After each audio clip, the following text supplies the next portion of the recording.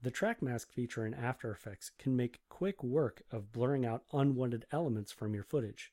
In this tutorial, we're going to blur out a license plate. To get started, let's select Layer 1 in the timeline and press the spacebar to play back. You may notice there's a fair amount of movement in this shot, so we might have to make some minor adjustments as the track is occurring. I'll press the spacebar to stop playback and move my current time indicator back to the beginning of the timeline.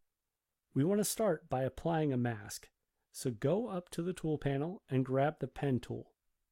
With the pen tool active, let's go to the lower left corner of the composition panel and change the magnification to 200%, and then press and hold the spacebar down to switch to the hand tool temporarily. As long as you hold the spacebar down, when you click and drag, you're just repositioning things using the hand tool. Then just let go of the mouse and let go of the spacebar, and there's your pen tool back. Now let's start adding points around the outside edge of the license plate. Let's start in the upper left corner and click around through each of the corners, staying kind of close. And then when you get back to the first point, make sure to click on that to close the path. If you need to reposition a point, when you hover back over that point, you can click and reposition. So I'll just reposition the edges of the mask off the edges of the license plate. There we go. Okay, this looks pretty good. Now we're ready to start tracking. Since we're on frame 0, we only need to track down to the right. To track, select the layer and press M to reveal your mask. Right-click on Mask 1 and choose Track Mask. That will open the tracker. Here we want to look at the method. I'll click on the drop-down and we can just choose Position, Scale, and Rotation. To track to the right, let's choose the innermost play button that points to the right. So go ahead and click play and let's watch the track. You want to keep a close eye on the track as it's occurring, because if any of these points start to drift too far away from their current position, you'll want to stop playback by clicking on the play button one more time. Thankfully, this track seems to be doing well so far, so I haven't had to stop. Okay, now I'll stop here because I want to adjust the points. Make sure and press V to grab your selection tool and click outside of the mask to deselect all the points. Then you can go around each individual point and adjust accordingly.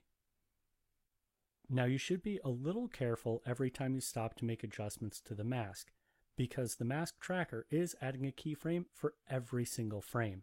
So here I'm going to move my current time indicator between the last two keyframes, and I'll use J and K on my keyboard to toggle back and forth between the last two.